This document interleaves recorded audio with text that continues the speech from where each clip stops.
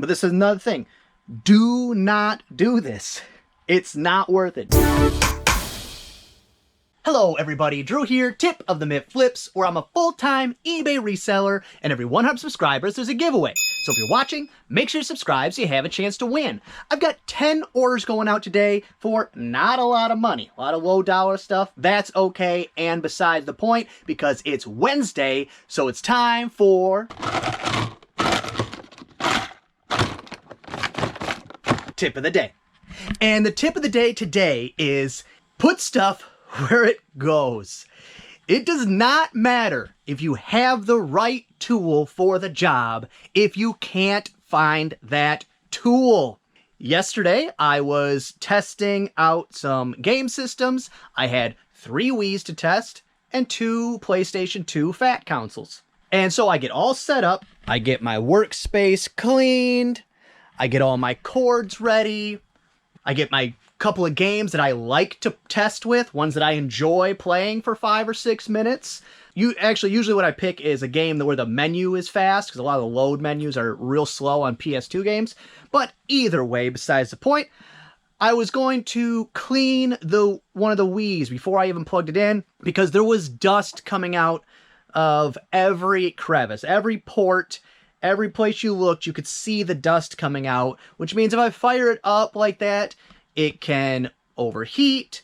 Likely the laser is dirty, or if I just try to blow it with some compressed air, it's going to push all that dust back into the machine and just circle around. So it's not that hard to disassemble them. You just follow a YouTube video, or I've done enough times that I just know how to do it. But with the Wii's specifically, there is a screw. It kind of looks like a Phillips screw, but it's like 3 prongs. It's a screwdriver. It's a very specific, Nintendo Wii specific screwdriver that I have. I bought one to work on Wii's. I keep it in this thing with all my other very unique tools, like these that I've used once. But these are trimmer tools, and what that is lots of cassette players. On the back side of them, there'll just be a hole. And sometimes I think TVs as well, but who's fixing a TV? And it's just to adjust the timing. And that's what that is. I bought them to use it once. I put them in that case because now if I ever need them again, I have it. But my screwdriver for my Wii, no clue. I went through every junk drawer. I went through obviously the places it's supposed to be. I asked the children. I asked the girlfriend. I asked the cat. Nothing. Cat was useless. But then, after I went through all of that, I realized that it's like I want to say it's like $5 free shipping for one of these things. They're really chintzy. It's very tiny. It weighs nothing. The time I spent would have been better spent just going to eBay or Amazon, buying a new one, and then dealing with, because that's what I have to do now anyways. I wasted an hour looking for it, which I could have just moved on to something else. Now I still have to wait to test them until the screwdriver comes in, which I guarantee between now and the time it shows up, I'll find it. I'll randomly be like, oh, there it is. Or I'll remember, oh yeah, you used it this time over here, and that's where you put it. I checked everywhere. I deep in my bones believe one of the children grabbed it, but that doesn't change the point that I can't find it. So the tip of the day today is have the right tools, keep them where they're readily accessible at a moment's notice, always, because the one time you have to look for it, you haven't saved yourself any dollars. You're actually losing money, because you have to buy it again, and you've wasted time. Again, one of those tips that's more for me than it is for you. I'm befuddled, and I'm mad at myself because I was like, okay, I'll find it. It's got to be in my desk. And then I would get more frustrated. Okay, I'll find it. It's got to be in this specific junk drawer in the kitchen. Where else could it be? And the further I went down that rabbit hole, the further and further waste of time, waste of money it was. More of the story, they'll get tested in probably a week, whenever it comes in. But luckily, both PS2s work perfectly fine. I actually only had one set of cords that came with them, but I did have in my piles of cords the other ones I needed. So that's great news. So I get to list those as soon as I turn this camera off. But then I also realized that I have too many cords. Too many. It's unnecessary. This is my PlayStation, Nintendo cords and controllers drawer. This is my Xbox controllers and cords drawer. And then this is my random power sources container. And then this is my random cords box. And what I realized is all of those are a waste of time because it's not organized. I can't find things quickly. It took me 15 minutes to find these, even though that was worth it because it turns because I think the console only was 60 bucks, but if I throw in controllers and all the hookups, it was over $100. I'm going off memory, but it was a significant difference. But the realization I came to is that it'll be a winter project. That's not going to be a priority. But what I'm going to do is I'm going to test all the cords and controllers, and this winter when it's slow, so it'll be, January, February, so a long time away, but I'll list all of them, have dollars, maybe keep one of each for testing purposes, but if I need them, just buy one. It'll take 2 to 7 days to get here. I don't need to waste all that space, and that's a decent amount of money in controllers and cords. And it'll be single listing, multiple quantity, all those kind of things. So that's a project for another day that I realize needs to get done. So let's go ahead and pull these super cheap orders, and then I can move on to listing expensive things. So hopefully I can sell expensive things. First going out, it's a book, The Story of King Arthur, right here. And for that book, I got $7.50 free shipping. And this type of, like these companion libraries or just the vintage hardcover children's books, selling individually, not really great.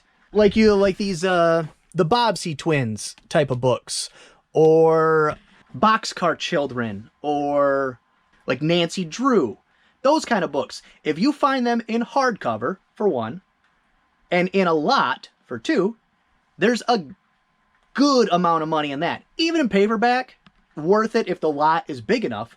But for the hardcover ones, definitely worth picking up for, 50 cents, quarter a piece, something like that, and lotting them together. But selling individually is only worth it for people like me, full-time, and even then, barely. But $7.50 free shipping.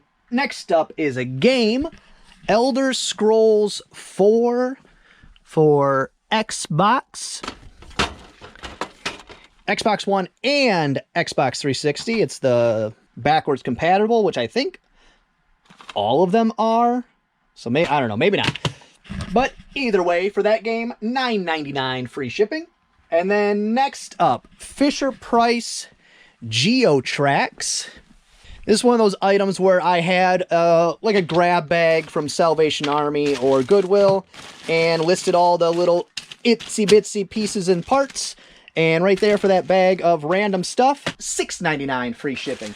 Not a ton of money, but easy list, like 2 pictures. And again, when I get those grab bags, I'm usually looking for 1 or 2 things that actually make me money, and the rest are just little bonus throw-ins, but $6.99 free shipping, not great money. Next up, it's a book, Cappy Retires? Cappy Ricks Retires. Right there, 1922 illustrated, which, I mean, I guess it makes sense. Lots of old books, antique books, they will have one picture, which I'm guessing is what this one's like. It probably has one picture right at the beginning. Like this. One picture. And probably doesn't have another one in the whole book. Oh, it does. Okay. It looks like one more in the whole book. But that is technically illustrated, so you get to put that in the title. I don't know if it's a selling point, but even if there's one illustration, it is technically an illustrated book. $7.99 free shipping. Next up, B5 is vintage Pyrex. I think it said B12. I think it's this big mamma jamma. A12C Let's double check on that. Yes, A12C Pyrex lid. This is a real big one, but this will still fit in a 13 by 13 by 9, a number 7 USPS. So that's great. $8.99 plus shipping. And this one, whew, this one makes me very happy. Not a ton of money at all, but makes me very happy. A4 is a lot of Nolan Ryan cards right here. And the reason this makes me happy is because this is the first of those lots that I did that has sold. So I was not 100% positive they were going to sell. So this is confirmation that it will work. But this is another thing. Do not do this. It's not worth it. Don't go source cards to sell in a lot of 32 Nolan Ryan cards for $15.29 free shipping. There's no way the dollars and time will ever work out for you. The reason that makes me happy to sell these, because I collect cards. I like sorting through them, and all these lots are doing is bringing in revenue that I get to turn over and buy more cards with. So my plan, and now I get to actually initiate that plan, is that I sell a lot of 32 moderately desirable, okay, you know, not great, all the above Nolan Ryan cards.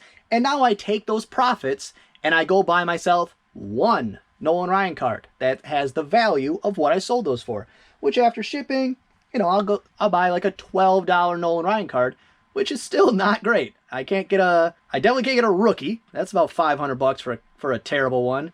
I can't get a second year. That's about $250 for a terrible one. So I'm not sure what the card will be, but now I can go out and do that. Next up is a set of pillowcases. They're embroidered with a flower pattern.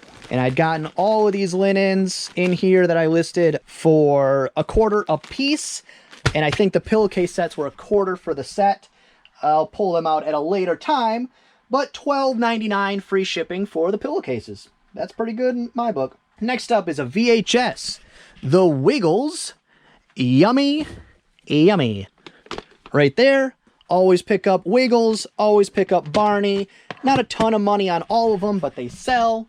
And, you know, VHS you get for $1. $8.99 free shipping. Next up is a PC game. Dragon Age Origins. Right here, and went back and forth with the buyer a little bit, but I'd had it listed for quite some time, so I was okay with their offer of $10.99. And then last thing going out, it's on A5. It's vintage Fisher-Price bits and pieces. This was a little bit of a disappointment, but I'm not going to complain about profits. When I got them, it was, if you didn't watch that episode, I bought the house and I bought the barn specifically because I could hear parts and pieces in there, which there was a bunch of them. A lot of the farm ones, furniture, some that didn't go to either set, like the ambulance and the car. Car might go to the house set, I'm not positive. But I paid $4.99 and $5.99. So I paid $11 plus tax, call it $12, and sold for $25 plus shipping. Took an offer. And that is well below what this would normally be worth. My plan was to possibly list them all individually. Then it would have been about $150 worth of stuff. They were all in mediocre to bad condition. I mean, there was a couple that were fine that I could have listed individually. But because of the condition on the bad ones, I said, okay, let's just lot it all together. Let somebody else deal with that. And try to just make it a quick flip instead of a high dollar flip. And so $12 into $25, I'm not mad about that. And this is about as easy a shipping day as you can get. Not a ton of money, but outside of having to resize a box for this, that is nothingness for work. I'm going to hold off on packing these up till I have to, because turned over to second quarter. So if you missed on your first quarter eBay coupon code, that's gone. I'm sorry, it's gone. That's why you should do it the first day of the quarter so you just don't forget. And so I spent my new coupon code on number 0 bubble mailers because I had just listed when I was picking what I was going to get, I was listing games. And I did a quick count, and I'm like, okay, I'm going to have about 80 games listed, somewhere in that range, 75, 80 games. So I might as well get number zeros. They're perfect. It saves me time because I could just wrap one wrap of, actually I don't have any here, I have to get it, but one wrap of small bubble and then throw it in a poly bag, and it does the same thing. I decided to just buy a lot of them, so I bought 400 number zeros, which got the cost per envelope down to, I think it was 23 cents, which is cheap. So that's, you know, after the coupon and then buying them in a large quantity, 23 cents each. That's perfect for me. I'll use them often because even stuff like this, I'd rather not have to do anything else. Just take this Ziploc bag, chuck it in a number zero, seal it up, and send it out. Just ease.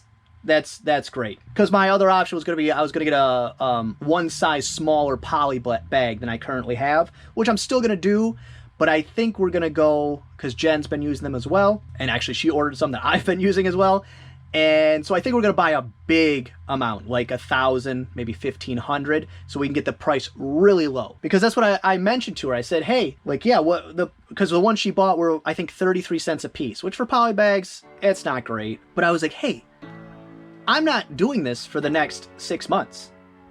I'm doing this for, I mean, minimum the next 10 years.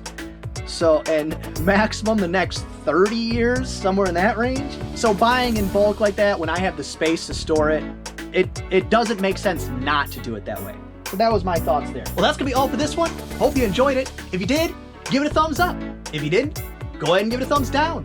Subscribe, share, and be good to each other.